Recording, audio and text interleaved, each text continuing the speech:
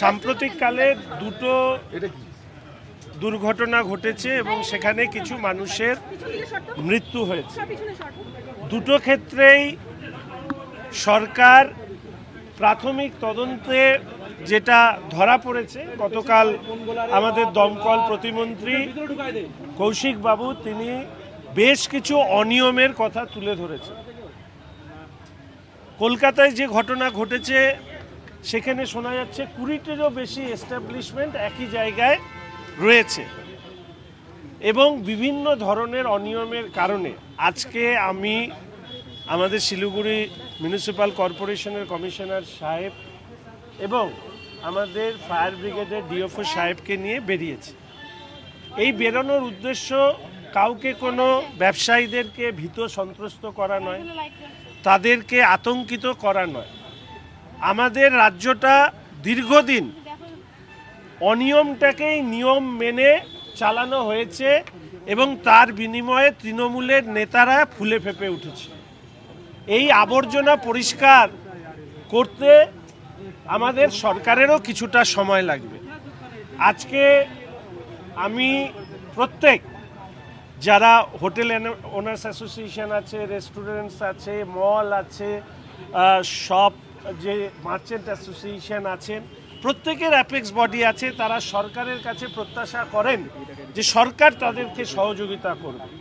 আমরা সর্ব ধরনের সহযোগিতা করব, কিন্তু কোনো অনিয়মকে মান্যতা দেব না। আমি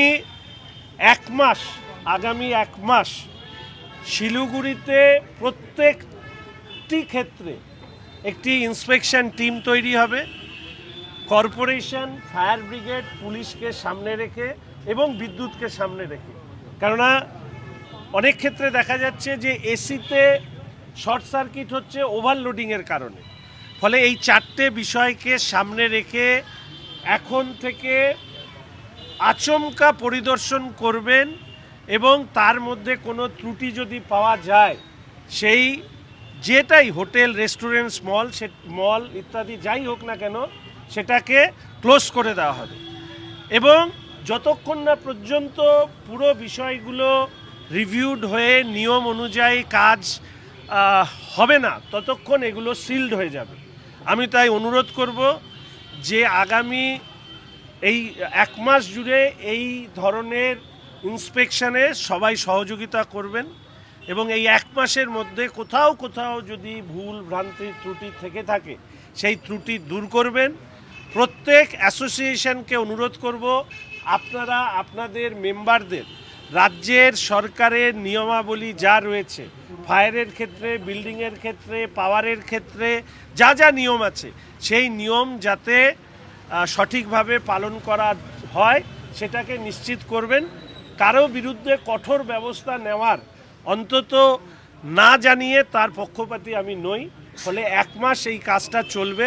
এই সময়কালে যাদেরই ভুল ত্রুটি পাওয়া যাবে তাদের দোকান, রেস্টুরেন্ট, হোটেল, মল লক করে দেওয়া হবে, সিজ করা হবে বা বন্ধ করে দেওয়া হবে। পরবর্তীকালে কাগজপত্র দেখানোর পরে সেগুলো খোলা হবে। আমি আশা করি আমার এই সামান্য কথাটুকু সমস্ত অ্যাসোসিয়েশনের কর্তা ব্যক্তিরা যাতে শোনেন